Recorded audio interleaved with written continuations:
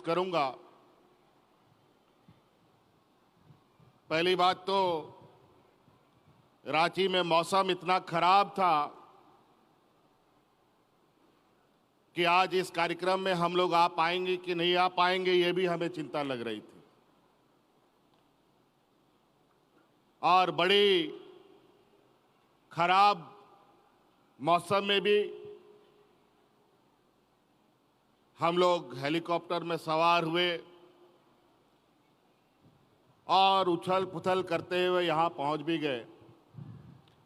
मौसम इतना खराब था कि हम लोगों को सुनाई देना भी बंद हो रहा था। अभी भी ठीक से हमको सुनाई नहीं दे रहा, इतना हवा का दबाव चल रहा था। फिर भी हम लोग पहुंचे और हम लोग का प्रयास हमेशा से रहा है और हम आपको बार बार इस बात को बताते हैं, हर मंच से ये बात बताते हैं कि हमारी महागठबंधन की सरकार रांची हेडक्वार्टर से चलने वाली सरकार नहीं है। ये सरकार गांव देहात से चलने वाली सरकार है।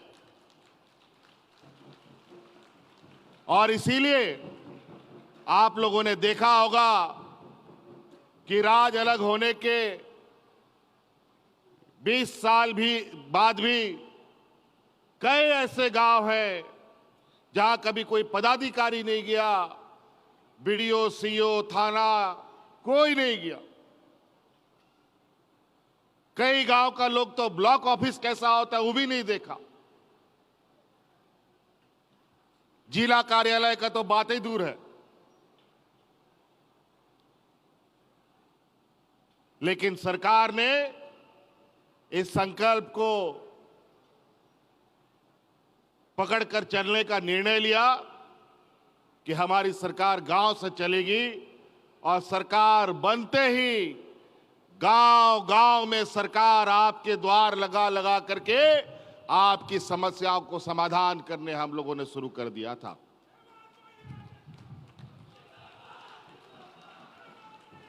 ये पहली बार मुख्यमंत्री मैया योजना के माध्यम से शिविरें नहीं लगी।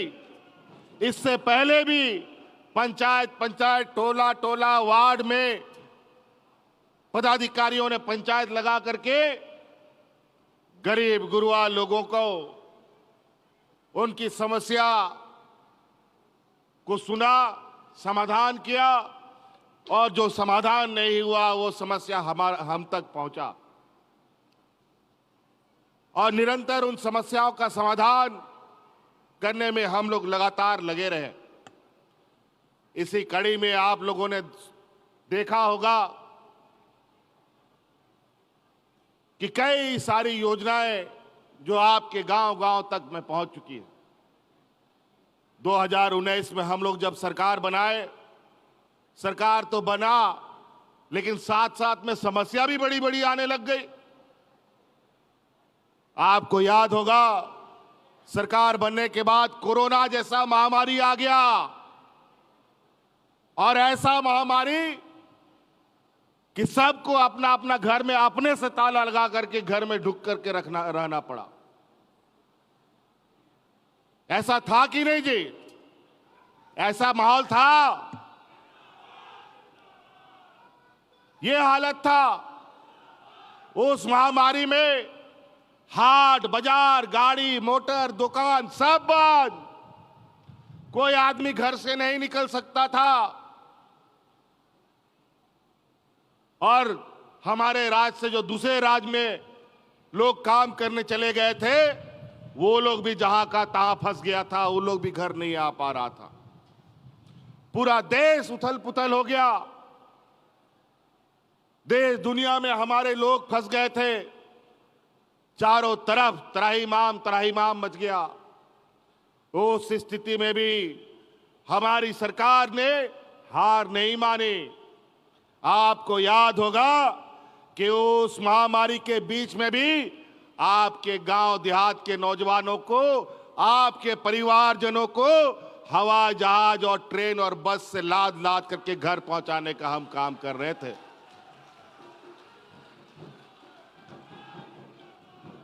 अनगिनत लोगों को लाए। और जो अभी केंद्र की सरकार, जो भाजपा की सरकार है, वो उस समय कहता था जो हवाई चप्पल में चढ़ेगा उसको हम हवाई जहाज में चढ़ाएंगे। हवाई जहाज में तो चढ़ाया नहीं, लेकिन कोरोना के बहाने उन लोग को सड़कों पर मरने के लिए छोड़ दिया। उनको आने जाने के लिए बैलगाड़ी तक नहीं मिला।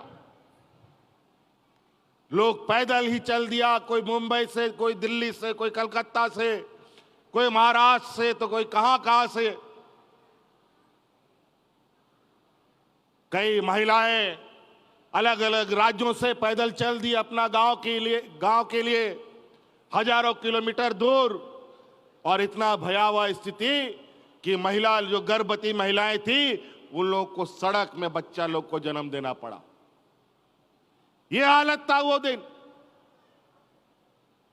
उसमें भी हमने गांव-गांव, पंचायत में अपने गरीब गुरुआ लोग, यहां पर गरीबी इतना ज्यादा संख्या में है कि अगर एक घर का आदमी मजदूरी नहीं करेगा, उसका उस दिन का चूल्हा नहीं जलता है। और कोरोना जैसा महामारी गरीबों के लिए एक अभिशाप होता है। घर में रहो तो मरेगा भूख से, बाहर जाएगा तो मरेगा कोरोना से। क्या करेगा? लेकिन उस समय भी हमारी महिला दीदियों ने सरकार के साथ कंधे से कंधा मिलाया और गांव-गांव, पंचायत में खाना बना करके हमारे गरीबों को खाना खिलाने का काम किया था। याद कीजिए वो दिन कि किस तरीके से हमारे राज्य की महिलाओं ने अपनी जान की परवाह किए बगैर हमारे इस राज्य की जनता को बचाने का काम किया और सरकार का साथ दिया। और आज इस कोरोना ने हमारे दो मंत्री निगल लिया। दोनों को इस धरती से जाना पड़ गया, उनका इंतकाल हो गया, देहांत हो गया। हाजी हुसैन अंसारी साहब, जगन्नाथ महतो जी। आज जगन्नाथ महतो जी कोरोना के दिन में भी लोगों के बीच में घूमते थे, लेकिन कोरोना ने उसको चपेट में ले लिया और उसको साथ में ले गया। आज उनकी धर्मपत्नी यहां बैठी हैं। आज उनके आशीर्वाद से आज ये मुख्यमंत्री मैया योजना इस राज्य के 42 लाख महिलाओं को दिया जा रहा है।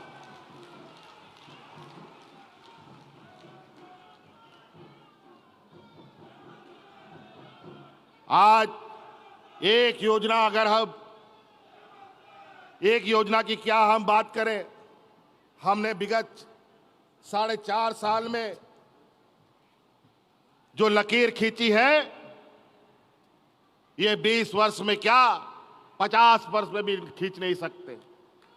हमारे विपक्ष के लोग आए दिन षड्यंत्र रचते हैं। सरकार बनने के बाद कोरोना आया, जब कोरोना का बादल छटने लगा तो सरकार गिराने में लग गए। विधायक को खरीद फरोख्त, इधर चुराव उधर चुराव वाला हालत है।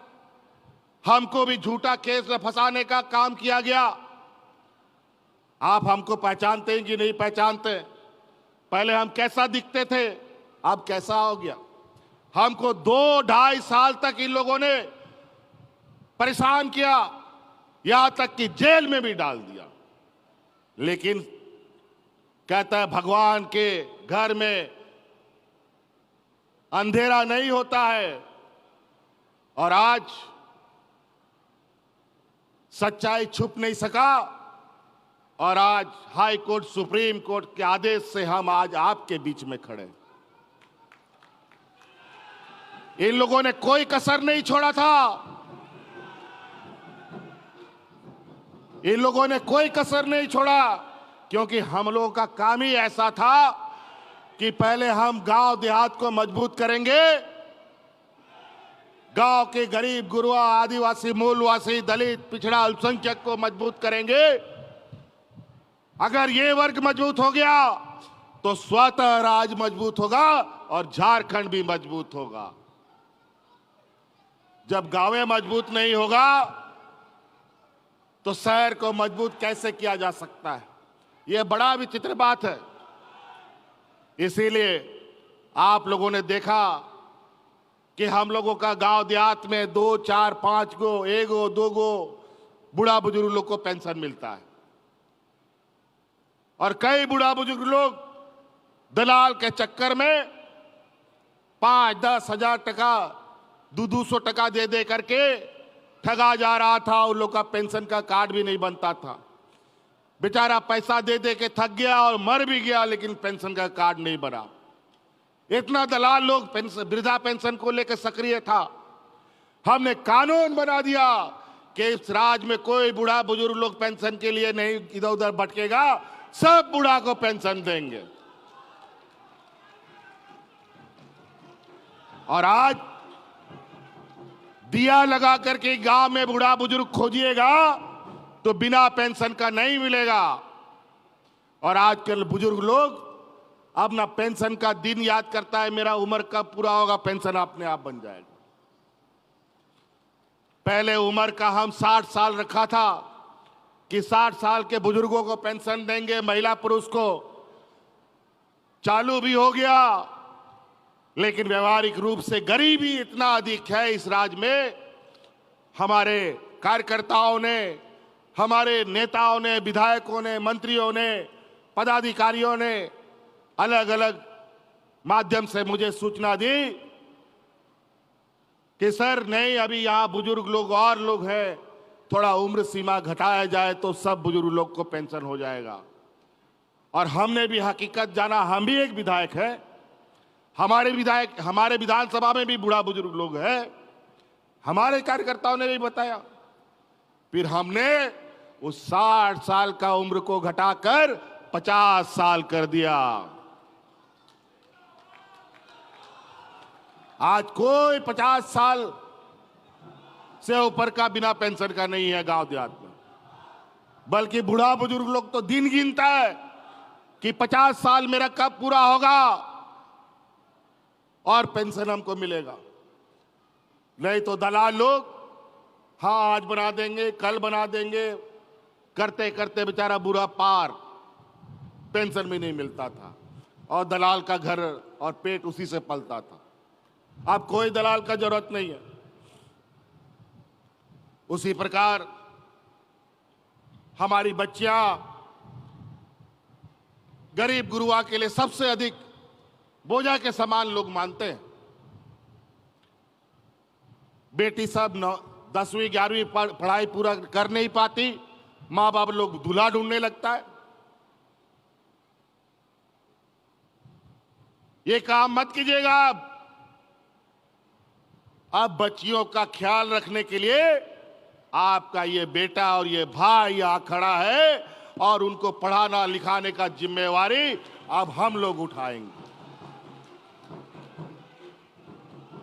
और इसीलिए पहले कदम में हम लोगों ने सावित्रीबाई फूले के माध्यम से इस राज्य की लगभग 9 लाख बच्चियों को जोड़ा है। अभी ये बढ़कर हमको लगता है 15 लाख होने जा रहा है। सभी बच्चियों को अब इंजीनियर, डॉक्टर, वकील, पत्रकार जो भी पढ़ाना है, उसके लिए भी सरकार द्वारा गुरुजी स्टूडेंट क्रेडिट कार्ड के माध्यम से 15 लाख रुपया तक का सहायता राशि आपको देगी, जो मात्र 4% का इंटरेस्ट दर पर, और वो भी जब तक पढ़ाई पूरा नहीं करेगी या करेगा उसको पैसा वापस नहीं करना है। पढ़ाई पूरा करेगा, नौकरी लगेगा, तब धीरे धीरे आप बैंक को पैसा वापस कर दीजिए। और कोई चीज बंधक नहीं रखना है। गुरुजी क्रेडिट कार्ड लेके जाओ बैंक में, आपको 15 लाख रुपया तुरंत स्वीकृत हो जाएगा। तो कई ऐसी चीजें हैं। और हमारे विपक्ष अभी कल सुने कि आक्रोश रैली निकालेंगे, युवा आक्रोश रैली। अजीब हालत है। युवाओं का तो भविष्य बेड़ा गर्क कर दिया इन लोगों ने। पूरा देश में जो सबसे अधिक नियुक्ति जहां होता था, फौज में सबसे अधिक नियुक्ति होता था, वहां नियुक्ति बंद हो गया। रेलवे में सबसे अधिक नियुक्ति होती थी, वहां नियुक्ति बंद हो गया। कोल इंडिया में सबसे अधिक नियुक्ति होती थी, वहां बंद हो गया। बैंक में अधिक नियुक्ति होता था, वहां नौकरी बंद हो गई। अब सारा नियुक्ति का भार राज्य सरकारों पर पड़ गया। फिर भी हम लोगों ने हार नहीं मानी। अलग अलग माध्यमों से लगातार लोगों को हम लोग नियुक्ति दे रहे हैं। छोटी बड़ी संख्या में आज के दिन में हजारों नियुक्ति हम लोगों ने दे दी है जेपीएससी के माध्यम से। चाहे वो पंचायत सचिव की नियुक्ति हो, शिक्षकों की नियुक्ति हो, पशु कृषि विभाग में नियुक्ति हो, अनेक नियुक्तियां हम लोगों ने की और अभी और नियुक्ति होनी है। अभी सिपाही की भी बहाली होना है, जो लगभग अंतिम चरण पर है। अभी उत्पाद सिपाही का भी बहाली होना है, वो भी प्रक्रिया अंतिम चरण पर है। हम लोग लगे हुए, जितने अधिक से अधिक लोग और सरकार की अधिक से अधिक खाली पदे भरी जाए, इस पर हम लोग निरंतर प्रयासरत हैं। नियम कानून कायदा कानून कभी बना ही नहीं, और हम लोग कायदा कानून बनाते हैं, नियम कानून बनाते हैं तो ये लोग असंवैधानिक घोषित करा देता है। हम लोग स्थानीय नीति नियोजन नीति बनाए, कोर्ट में इनके लोग जाकर के खड़े हो गए। कोर्ट में इन लोगों ने शिकायत दर्ज कर दिया और इनके पास बड़ा बड़ा वकील, इनका जज लोग दोस्त, और इन लोग के माध्यम से हम लोगों के कानून को असंवैधानिक बताता है। और वही चीज इनके सरकार में दूसरे राज्यों में कानून बनता है तो वो संवैधानिक हो जाता है। अजीब हालत। फिर भी हम लोग निरंतर प्रयासरत है और इनका षड्यंत्र को आप लोग पहचानिए। ये लोग हिंदू मुस्लिम अगड़ा पिछड़ा के नाम पर, सिख ईसाई के नाम पर, आदिवासी गैर आदिवासी के नाम पर आप लोग के बीच में जहर घोलने का काम करेगा। अभी हम लोग का नवंबर दिसंबर में विधानसभा का चुनाव होने जा रहा है। इससे पहले अभी लोकसभा का चुनाव हुआ, उस समय भी इन लोगों ने हिंदू मुस्लिम किया, लेकिन देश की जनता ने उनको इतना जबरदस्त तमाचा मारा कि सरकार बनाने के लिए उन लोगों को बैसाखी की जरूरत पड़ गई। पूर्ण बहुमत की सरकार से उठा के पटक दिया। इस बार झारखंड में जो विधानसभा होगा, अगर हर एक घर में खुशहाली चाहिए, हर एक मां बहनों के चेहरे पर मुस्कान चाहिए, जो हम लोग का काम चल रहा है वो अनवरत चले। हमने कहा है पहले भी, ये हम लोगों ने शुरू किया है 1000 से और ये चलता रहेगा। और आने वाले 5 सालों के अंदर आपके घर में 1-1 लाख रुपया पहुंचाने का हम आपको वादा करते हैं।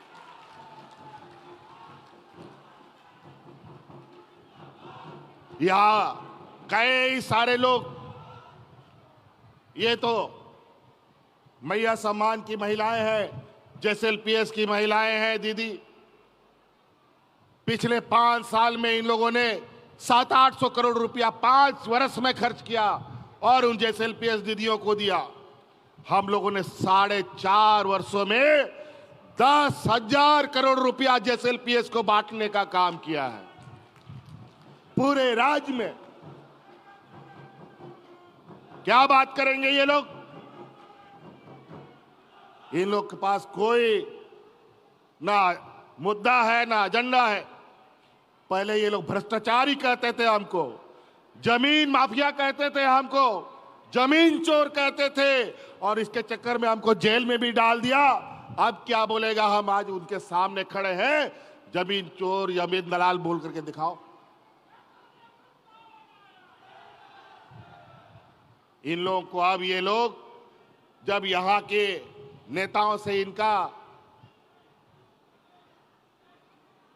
इस राज्य का हालात नहीं संभल रहा, इनकी पार्टी नहीं संभल रही, तो ये दूसरे राज्यों से, छत्तीसगढ़ से, असम से नेताओं को लाते हैं, मध्य प्रदेश से नेताओं को लाते हैं और यहां पर झूठा बयानबाजी करवाते हैं, द्वेष फैलाते हैं, विधायक सांसदों को तोड़ने फोड़ने, पार्टी को तोड़ने का काम करते हैं, अलग अलग तरीके उपाय करते हैं सरकार को काम कैसे ये ना कर पाए, दिन रात इसी में लगे रहते हैं। खैर चिंता मत कीजिए, इन लोगों से हम लोग डरने वाले नहीं। आप लोगों का ताकत, आप लोगों का साथ अगर हमारे साथ है तो ऐसे हजारों नेता, लाखों नेता आएंगे और वापस चले जाएंगे, इस राज्य का कोई बाल भी बाका नहीं कर पाएगा। तो इसलिए साथी, बातें बहुत है और आप लोग इस गांव देहात से आए हैं, बहुत दूर दूर से। आप लोग का गांव गांव में पदाधिकारी जा रहा है, गांव गांव में आपकी समस्याएं सुन रहा है, आपकी समस्या का समाधान कर रहा है। ऐसा नहीं है आप के बीच हमारे पदाधिकारी ही जा रहे हैं, हम भी जाते हैं। आपको याद होगा, इस राज्य में पहली बार या देश आजाद होने के बाद पहली बार दिसोम गुरु शिबू सोरेन के बाद अगर कोई दूसरा बूढ़ा पहाड़ में गया है तो वो हेमंत सोरेन गया है। और आज उस बूढ़ा पहाड़ की स्थिति जाके देख लीजिए, वहां पर लोग कितने खुशहाल हैं, किस तरीके से लोग अपना अपना आबू आवास लेकर के आवास बना रहे हैं, अपने बच्चों को पढ़ाने का काम में लग गए हैं। तो इसलिए बहुत सारी चीजें हैं, आबू आवास, सर्वजन पेंशन, मुख्यमंत्री सावित्री बाई फूले योजना, मुख्यमंत्री मैया योजना, हम आने वाला समय में आपको इस कदर बनाना चाहते हैं कि हमारा गांव का लोग किसी के सामने भीख ना फैला, हाथ ना फैलाए और अपने बाल बच्चों को पढ़ा करके काबिल बनाए और गांव का भी नाम रोशन करे, माँ बाप का भी नाम रोशन करे और इस राज्य का भी नाम रोशन करे। तो इसलिए बातें बहुत है, बाद में हम लोग और सभाओं में मिलेंगे। मौसम अभी भी खराब है, वापस भी जाना है। इन्हीं बातों के साथ यहाँ आए हुए सभी माताएं, बहनें, नौजवान साथियों को, बड़े बुजुर्गों को मेरा पुनः जोहार है।